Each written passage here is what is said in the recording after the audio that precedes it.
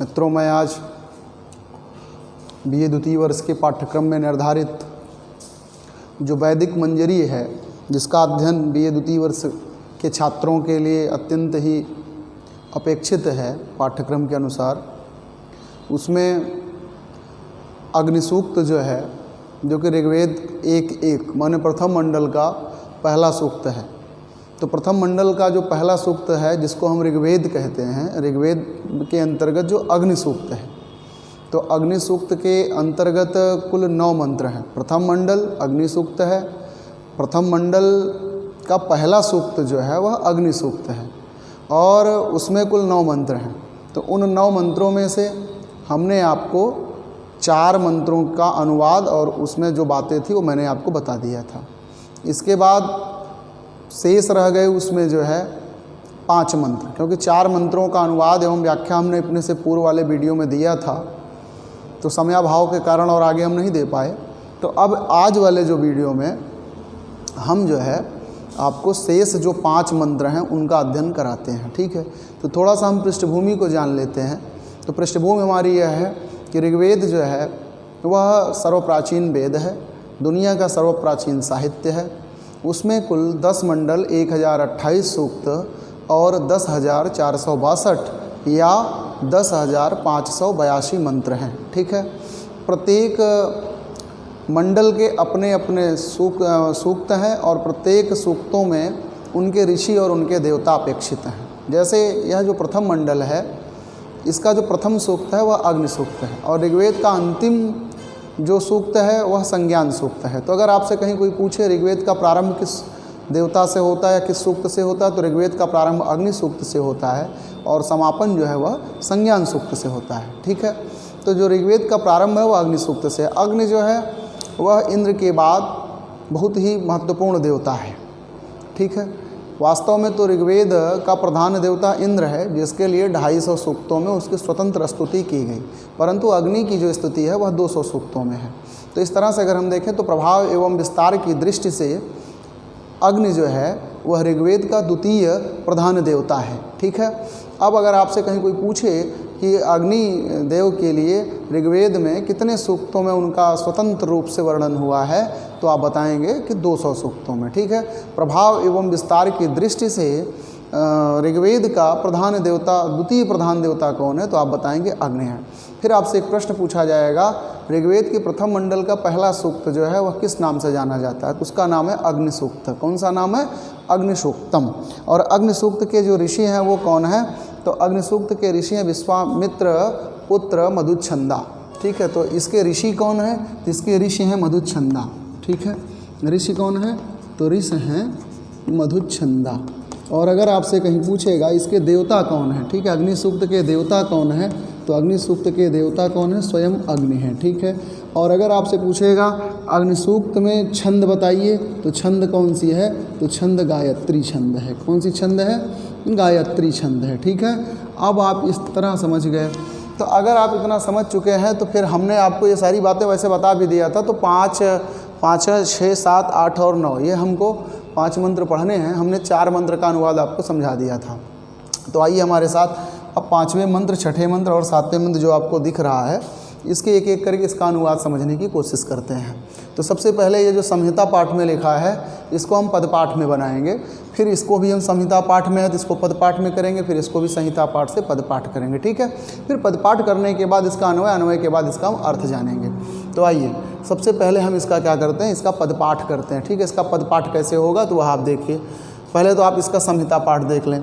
अग्निर्होता कविक्रतुः सत्यस्य प्रस्रवस्तमः देवो देवे विरागमत यदंगम दासुसे त्वमग्ने भद्रं करिष्यसि तवेत तत्सत्यमंगिरः उपत्वाग्ने दिवे दिवे दोषावस्तर्धिया वयं नमो भरन्तयेमषि। यह तो इसका आपका संहिता पाठ रहा।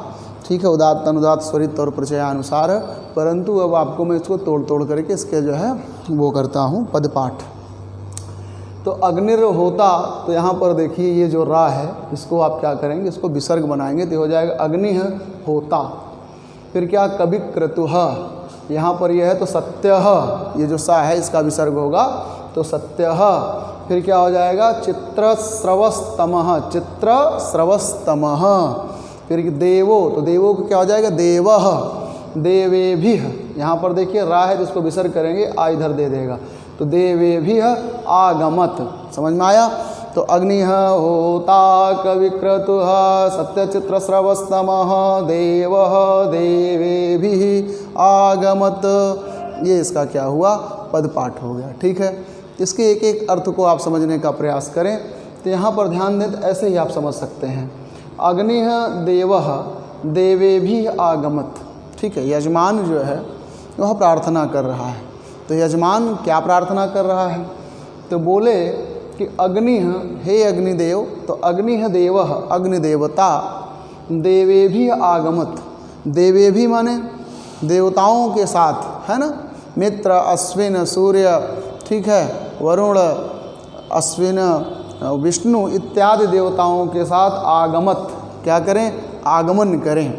ठीक है, कौन? अग्निः देवः, अग्निदेव जो हैं वह देवेभिः आगमत, है ना, इस यज्ञशाला में, इस दमूनश में, इस दम में या यज्ञ स्थल में देवेभिः आगमत, देवताओं के साथ क्या करें पधारें, आगमन करें। ठीक है, और अब देखिए क्यों आगमन करें, क्या उनका विशेषण है, उनकी क्या विशेषता है, तो उनकी विशेषता पर परिचर्चा कर रहे हैं।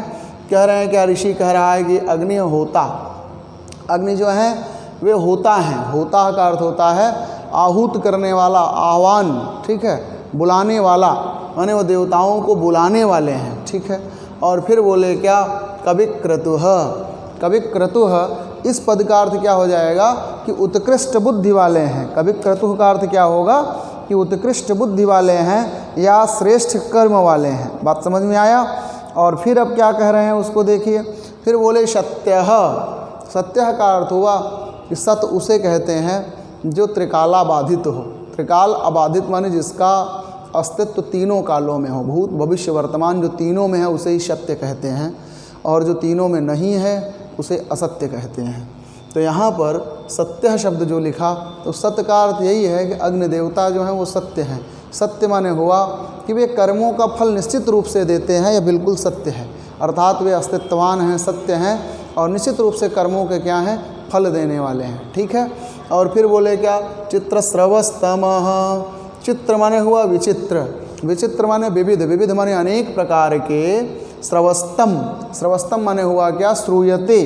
ठीक है, श्रूयते शब्द आ जाएगा, स्रव धातु है तो स्रव धातु का अर्थ हो जाता है श्रूयते। ठीक है, इसका मतलब हो गया क्या कि सत्य माने सत्य स्वरूप है, और चित्र स्रवस्तमः, चित्र का अर्थ हुआ कि विचित्र अर्थात विविध प्रकार की, स्रवस्तम, तम माने अतिशयता सूचक प्रत्यय है, जैसे उच्च उच्चतर और उच्चतम, वैसे स्रवस नहीं स्रवस्तम, स्रवस्तम तो यहाँ पर श्रु धातु कीर्ति के अर्थ में आती है, और तमप अतिशयता सूचक है, इसलिए हो गया अत्यधिक कीर्ति वाले हैं, तो अनेक प्रकार की एवं अत्यधिक कीर्ति वाले हैं। समझ में आया?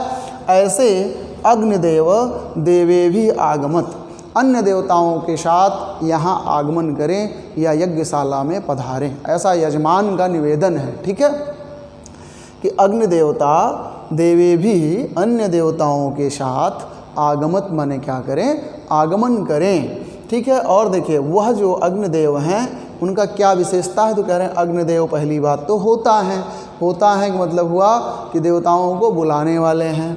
कविक्रतुः उत्कृष्ट कर्म वाले हैं या उत्कृष्ट बुद्धि वाले हैं, और बोले सत्य है और सत्य हैं। ठीक है, हम कर्मों के निश्चित रूप से फल देने वाले हैं, और बोले चित्र स्रवस्तमः विविध प्रकार की, है ना, अत्यधिक कीर्तियों से क्या है सातिशय कीर्ति वाले हैं, ऐसे कह सकते हैं, अनेक प्रकार की एवं सातिशय कीर्ति से युक्त हैं। ऐसे अग्निदेव देवेभिः आगमत, देवताओं के साथ, ठीक है, अन्य देवताओं के साथ, ठीक है, मित्र सूर्य अश्विन इत्यादि देवताओं, उषा आदि देवियों के साथ आगमत, आगमत का मतलब हुआ कि यहाँ पर क्या करें आगमन करें। ठीक है, और आगे फिर ध्यान दीजिएगा, फिर अब मैं जो है छठे मंत्र पर व्याख्या देता हूँ। छठे मंत्र का क्या भाव है उसको आप समझें। है ना, उसमें अग्निदेव की क्या स्तुति की गई, अग्निदेव से क्या निवेदन किया गया है। तो बोले यदंगम दासुसे तुम अग्ने भद्रम करिष्यसि तवेत तत्सत्यम अंगिरः। तोड़ लेंगे तो यद अंगम दासुसे त्वम अग्ने भद्रम करिष्यसि, ठीक है। फिर क्या हो जाएगा, तव एतत, है ना, तव इत ऐसे करें, तव धन इत तो तवेत, तो तव इत तत सत्यम अंगिरः, तव इत तत सत्यम अंगिरः, ठीक है। तो यद अंगम दासुसे त्वम अग्ने भद्रम करिष्यसि तव इत तत सत्यम अंगिरः, वैसे पढ़ेंगे। तो यद अंगम दासुषे त्वमग्ने भद्रम करिष्यसि तव इत तत्सत्यम अंगिरः। यह जो है इसका वैदिक पाठ माने जो है पदपाठ हो जाएगा, ठीक है। अब एक एक इसका अर्थ समझते हैं। तो यद, यद माने जो, ठीक है। और अंगम, अंग माने होता है जैसे हे भो अरे हो, यह जो है लोक में संबोधन सूचक है ना। तो उसी तरह से यहाँ पर अंग पद जो है वैदिक में संबोधन सूचक होता है कि अंगम अग्ने, अंगम अग्ने, हे अग्निदेव। अंगम अग्नि का अर्थ हुआ कि हे अग्निदेव, ठीक है। त्वम माने तुम, है ना, भद्रम करिष्यसि कल्याण करोगे, भद्र मन कल्याण, और करिष्यसि का अर्थ क्या हुआ, करोगे।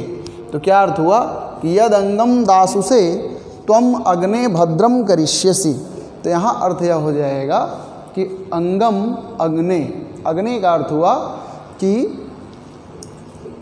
अंगम हे अग्नि माने अग्नि देवता, यद दासुसे, यद माने जो यजमान, दासुसे माने आपको हवि प्रदान करता है। यहाँ पर दा धातु, ठीक है, दान अर्थात हवि के शब्द में आया कि अंगम अग्नि, हे अग्नि देवता, यद माने जो यजमान, दासुसे माने आपको हवि प्रदान करेगा या देगा, देता है ना।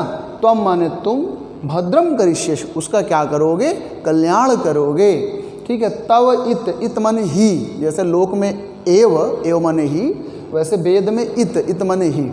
तव माने तुम्हारा, है ना, तत् सत्यम अंग, तव तत् सत्यम, तत् माने वह सत्य ही है, तो माने तुम्हारा यह जो कार्य है वह सत्य ही है। अंगिरह माने हे अंगिरा, है ना, ऋषि इत्यादि को उत्पन्न करने वाले, या हे अंगारों से उत्पन्न होने वाले।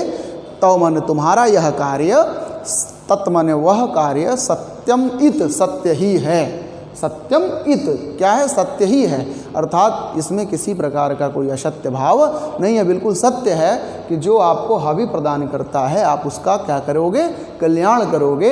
अंगिरा, हे अंगारों से उत्पन्न होने वाले, या हे अंगिरा ऋषि इत्यादि के द्वारा उत्पन्न। एतत त्वरितौ माने तुम्हारा, ठीक है, तत् माने वह कार्य, इत सत्यम इत सत्य ही है, ठीक है। तो इस तरह से ये क्या हुआ, छठे मंत्र की व्याख्या हो गई। अब मैं सातवें मंत्र की व्याख्या आपको देता हूँ, ठीक है। तो सबसे पहले इसको पढ़ेंगे, ठीक है। पढ़ने के बाद हम क्या करेंगे, इसका अर्थ जानेंगे, ठीक है। तो इसका सबसे पहले हम आप क्या करेंगे, पद पाठ करेंगे, ठीक है। तो आइए पद पाठ करते हैं। उपत्वाग्ने दिवे दिवे दोषावस्त्रधिया वयम नमो भरंत एमसी। इसको तोड़ेंगे तो आ इमसी, आधन इमसी, आधन ई बराबर ए, तो आ इमसी, ठीक है। तो बोले उपत्वाग्ने, तो तोड़ लेंगे, उपत्वा अग्ने दिवे दिवे दोषावस्तर, तो दोषावस्तः धिया वयम नमो भरंत एमसी। इसका पद पाठ हुआ। तो एमस को हम कर लेंगे आ इमसी। तो बोले क्या कि अग्ने, हे अग्नि देवता, वयम हम यजमान गण, वयम का अर्थ हुआ हम यजमान गण, दिवे दिवे प्रतिदिन, ठीक है। उप माने समीप में, त्वा माने तुम्हारे, ठीक है। इमस माने आते हैं या आ रहे हैं। और कैसे आ रहे हैं, तो बोले नमो भरंत, नमो भरंत माने नमस्कार करते हुए, भरंत माने कुर्बन करते हुए, और नमो भरंत माने हुआ कि नमस्कार करते हुए। ठीक है। और कैसे, तो बोले धिया, धिया का अर्थ हुआ उत्कृष्ट बुद्धि से, अपनी उत्कृष्ट बुद्धि से, वयम माने हम यजमान लोग, दिवे दिवे माने प्रत्येक दिन, और दोषावस्तः, दोषावस्तः का अर्थ हुआ कि दिन और रात्रि, अर्थ है ना, दिन रात प्रत्येक दिन, अग्नि माने हे अग्नि देवता, वयम माने हम यजमान गण, धिया माने अपनी उत्कृष्ट बुद्धि से, नमो भरंत आपको नमस्कार करते हुए, है ना, अग्ने त्वम उप, हे अग्नि देवता, त्वम माने तुम्हारे, उप माने समीप में, एमसी, एमस माने आ, इमसी, आ माने आ रहे हैं। ठीक है। तो कौन, तो बोले वयम हम यजमान लोग, हे अग्नि देवता, त्वम माने आपके, उप माने समीप में, एमस माने आ रहे हैं। कैसे आ रहे हैं, तो धिया माने अपनी उत्कृष्ट बुद्धि से या श्रद्धा पूर्वक नमस्कार करते हुए। ठीक है। तो इसका एक पूरा पूरा अर्थ आप देख लीजिए कि अग्नि, हे अग्नि देवता, वयम हम यजमान लोग, दिवे दिवे प्रतिदिन, है ना, दोषावस्तः माने दिन और रात, है ना, माने अनवरत, धिया माने अपनी उत्कृष्ट बुद्धि से, त्वा माने आपका, नमो भरंत नमस्कार करते हुए, उप माने आपके समीप में, एमस माने क्या, आ रहे हैं। तो इस तरह से प्रिय विद्यार्थियों हमने आपको 7 मंत्रों तक व्याख्या दिया। अब मैं 8वें और 9वें जो 2 मंत्र शेष हैं उनकी व्याख्या दे रहा हूँ। तो पहले आप उन मंत्रों को देखें, फिर उनके अर्थ को हम जानेंगे। ठीक है।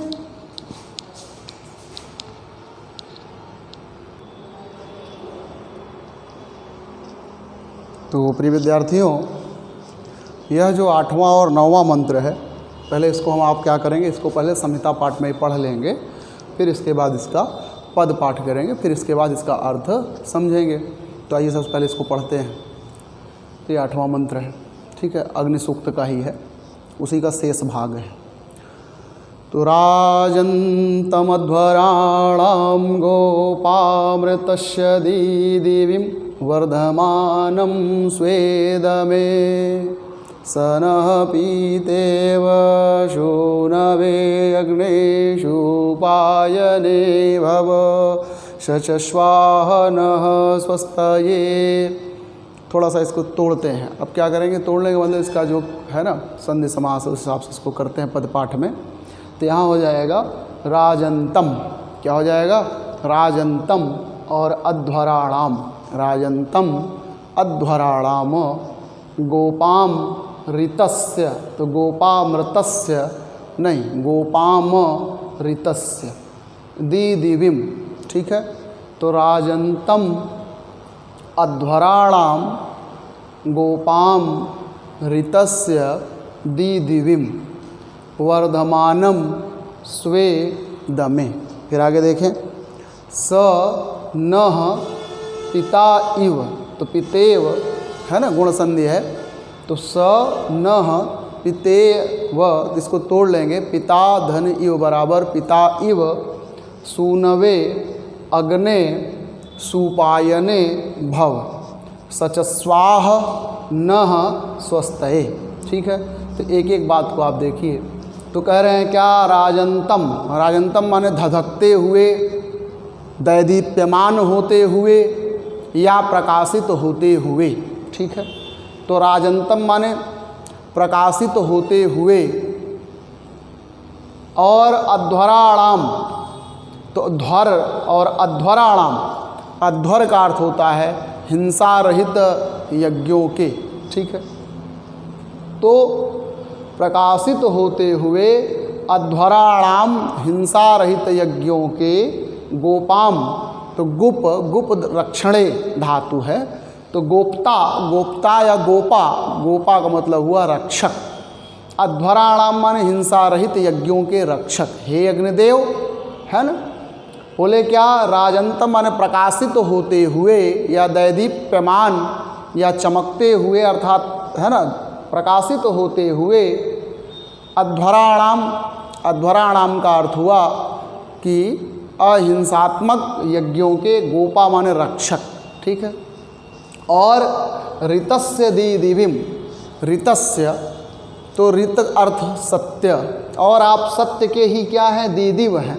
तो दिव धातु जो है वो चमकने के अर्थ में आती है। ठीक है, तो बोले क्या कि गोपाम माने गोपा, किसके गोपा, अध्वराणाम। अध्वराणाम का अर्थ हुआ अहिंसात्मक यज्ञों के, जिन यज्ञों में हिंसा नहीं होती उसे कहते हैं अध्वर, और जिनमें जो है हिंसा होती होगी उसे कहेंगे ध्वर। तो वैसे तो वैद्य में जो है हिंसात्मक यज्ञों का प्रयोग नहीं है, कहीं होगा तो राजंतम अध्वराणाम गोपाम, है ना।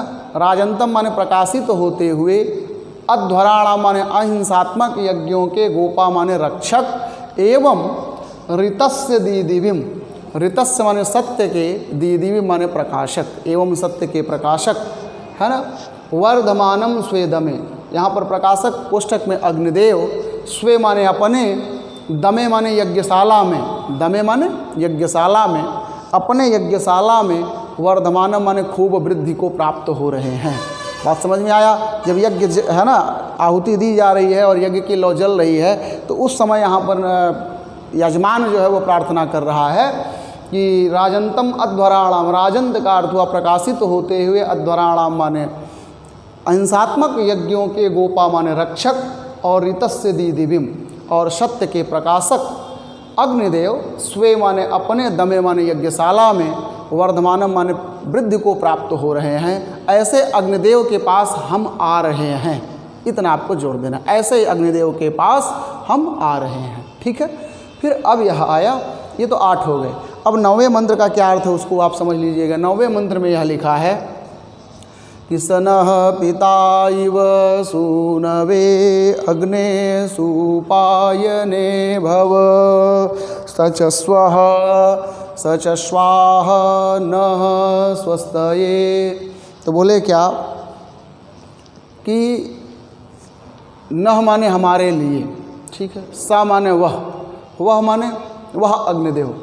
तो कौन से अग्निदेव, उपर्युक्त जो 8 मंत्र बताए गए, इन विशेषताओं से युक्त अग्निदेव। समझ में आया, पूर्वोक्त विशेषणों से युक्त, पूर्वोक्त विशेषताओं से युक्त, स माने वही अग्निदेव।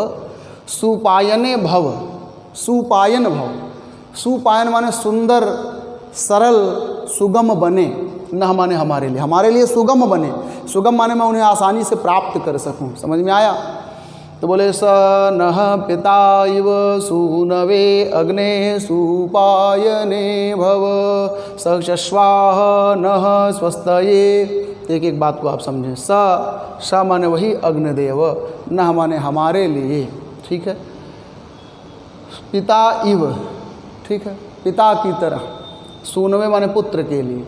तो बोले स अग्ने, पूर्वोक्त विशेषणों से युक्त, अग्नि माने अग्निदेवता, न माने हमारे लिए, सूनवे माने पुत्र के लिए, पिता इव पिता की भांति। जैसे एक पुत्र के लिए उसका पिता बहुत ही सुगम सरल होता है, उसी तरह से पूर्वोक्त विशेषणों से युक्त अग्निदेव, सूनवे माने पुत्र के लिए, पिता इव पिता की भांति, सुपायने भव, सुपायन माने सुगम हो या सुप्राप्य हो, ठीक है, मैं उनको सरलता से प्राप्त कर सकूं, ऐसा बने मेरे लिए, न माने हमारे लिए। और बोले सचस्वाह, सचस्वाह माने हमारे साथी हों, हमारे साथ रहें, न माने हमारे लिए, और हमारे लिए साथ रहें, क्यों?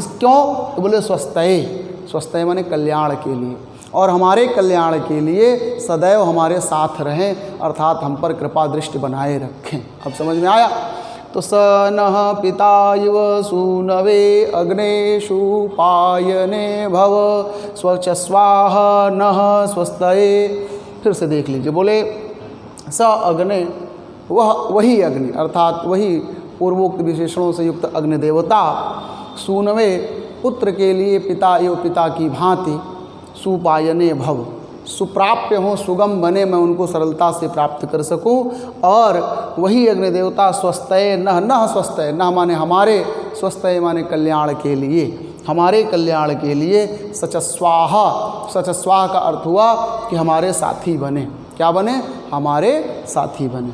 तो प्रिय विद्यार्थियों, इस तरह से हमने आपको यह जो है कुल अग्निसूक्त के 9 मंत्रों का, ठीक है, अग्निसूक्त के कुल जितने मंत्र थे, अर्थात 9 मंत्र थे, जो गायत्री छंद में थे, जिसको हम त्रिपदा छंद कहते हैं। गायत्री के में कुल 24 अक्षर होते हैं, 24 वर्ण होते हैं और 8 के 3 पद होता है, इसलिए उसको त्रिपदा कहते हैं। ठीक है। इसके ऋषि कौन थे? तो मधुछंदा थे। और इसके देवता कौन है? तो अग्नि देवता है। किस मंडल का है? तो प्रथम मंडल का पहला सूक्त है। ठीक है। ऋग्वेद 1:1 अर्थात अग्नि सूक्त। तो इस तरह से हमने आपको जो प्रथम मंडल का पहला सूक्त था उससे संबंधित जितनी बातें थी वो हमने आपको बता दी है। इसके बाद प्रथम मंडल के पहले सूक्त अर्थात अग्नि सूक्त से संबंधित जो बातें थी वो हमने आपको बताई। अब इसी क्रम में आपके कुछ महत्वपूर्ण सूक्त और हैं, जैसे हिरण्यगर्भ सूक्त है। ठीक है। दशम मंडल का 90वां सूक्त जिसको हम पुरुष सूक्त कहते हैं। ठीक है। पुरुष सूक्त भी हमें आपको पढ़ना है, हिरण्यगर्भ सूक्त पढ़ना है, इंद्र सूक्त पढ़ना है, पृथ्वी सूक्त पढ़ना है। इसी तरह से एक शिव संकल्प सूक्त है जो शुक्ल यजुर्वेद का है ना, तो शुक्ल यजुर्वेद की जो 6 मंत्र हैं उनको भी हमें आपको पढ़ना है। तो इस तरह से हम आप मिल करके आज एक प्रथम मंडल का पहला सूक्त जिसे अग्नि सूक्त कहते हैं उसको हम आपने सम्यक रूप से प्राप्ति की अर्थात समाप्त कर लिया। अब मैं अगले वीडियो में आपको, ठीक है, पुरुष सूक्त जिसमें 16 मंत्र हैं तो उन 16 मंत्रों पर विचार होगा, और जो कि दार्शनिक सूक्तों में जिसकी गणना की जाती है, जिसमें सृष्टि उत्पत्ति के विषयक मत प्राप्त होते हैं और बहुत सारे दार्शनिक, माने एक प्रकार से आप ये कह सकते हैं कि दर्शन जगत जो है उसकी उत्पत्ति का आधार जो है वो पुरुष सूक्त है। इसी तरह से नासदी सूक्त है, हिरण्यगर्भ सूक्त हैं। तो ये जो सृष्टि उत्पत्ति विषय के दार्शनिक सूक्त हैं इनको भी हम आप पढ़ेंगे, परंतु इस वीडियो में अगली वीडियो में। ठीक है। तो आज के लिए प्रिय विद्यार्थियों बस इतना ही, आगे अगली कक्षाओं में पढ़ाऊँगा। इन शब्दों के साथ धन्यवाद।